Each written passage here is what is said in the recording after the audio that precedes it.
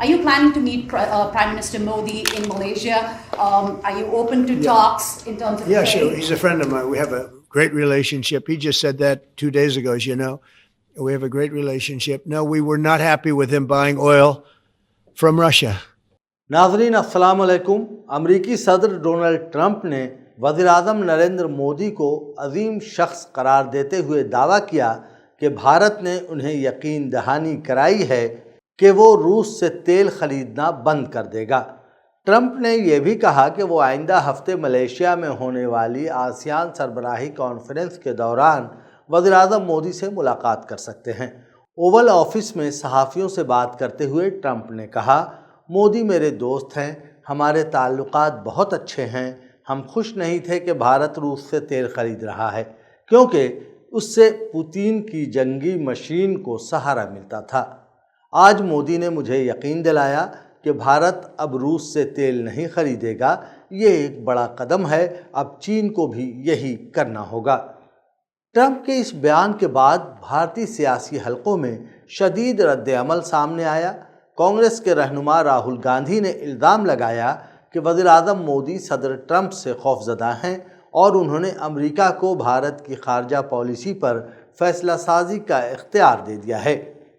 राहुल गांधी ने एक सख्त बयान में कहा कि मोदी ट्रंप से डरते हैं, वो उन्हें इजाज़त देते हैं कि वो भारत की पॉलिसी का ऐलान करें कि भारत रूस से तेल नहीं खरीदेगा। ये वज़ीर-ए-आज़म का काम है, अमरीकी सदर कांग्रेस का नहीं। वो बार बार तौहीन के बावजूद ट्रंप को मुबारकबादें भेजते रहते हैं। राहुल के मुताबिक मोदी हुकूमत ने अमरीकी दबाव में ऑपरेशन सिंदूर भी मनसूख कर दिया और वज़ीर ख़जाना का दौरा अमरीका उजलत में मुलतवी कर दिया गया। कांग्रेस के जनरल सेक्रेटरी बराए मवासलात जयराम रमेश ने भी एक सिलसिलेवार पोस्ट में हुकूमत पर तंज किया। उन्होंने कहा कि अमरीकी वज़ीर ख़ारजा मार्को रूबियो ने सबसे पहले ऐलान किया कि भारत ने ऑपरेशन सिंदूर रोक दिया है। उसके बाद सदर ट्रंप ने 5 मुख्तलिफ मुल्कों में 51 बार कहा कि उन्होंने तजारती दबाव के ज़रिए भारत को रोकने पर मजबूर किया। अब वो कह रहे हैं कि मोदी ने रूसी तेल न खरीदने की यकीन दहानी कराई है। ऐसा लगता है कि हमारे वज़ीर-ए-आज़म ने फ़ैसले वाशिंगटन के सपुर्द कर दिए हैं। उन्होंने मज़ीद कहा कि 56 इंच का सीना अब सिकुड़कर दुबला हो गया है। याद रहे कि 2022 में रूस यूक्रेन जंग के आगाज़ के बाद भारत ने अपनी तवानाई की ज़रूरत पूरी करने के लिए रूस से रियायती नरखों पर ख़ाम तेल की ख़रीदारी में नुमाया इजाफ़ा किया था। जिस वक्त मगरबी ममालिक रूसी तेल पर पाबंदियाँ आयद कर रहे थे, भारत ने इसे कौमी तवानाई सलामती और कीमत की मुनासबत के जवाज़ के साथ अपनी पॉलिसी का हिस्सा बनाया। ताहम अमेरिका और यूरोपीय यूनियन तवील अरसे से भारत पर दबाव डाल रहे हैं कि वो रूसी तेल की दरामदात में कमी करे ताकि मास्को पर माशी दबाव बढ़ाया जा सके। Centre for research on energy and clean air के मुताबिक भारत इस वक्त चीन के बाद रूसी ईंधन का दूसरा सबसे बड़ा ख़रीदार है और उसकी रूसी ख़ाम तेल में हिस्सेदारी 1% से बढ़कर तकरीबन 40% तक पहुंच चुकी है।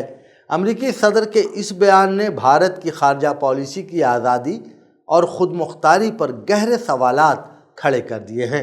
ये तासुर अब उभर कर सामने आ रहा है कि नई दिल्ली ने रूस के साथ अपनी तवानाई शराकत दारी के मामले में अमरीकी दबाव के आगे झुकने का इंदिया दिया है।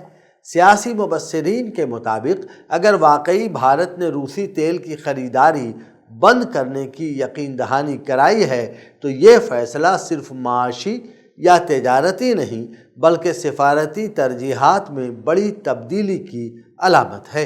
एक जानिब भारत तवील अरसे से स्ट्रेटजी खुद मुख्तारी का अलमबरदार रहा है, दूसरी जानिब अब अमरीकी क़यादत के बयानात से ये तासुर पैदा हो रहा है कि अहम खारजा फ़ैसले वाशिंगटन की तरजीहात के ताबे हो गए हैं।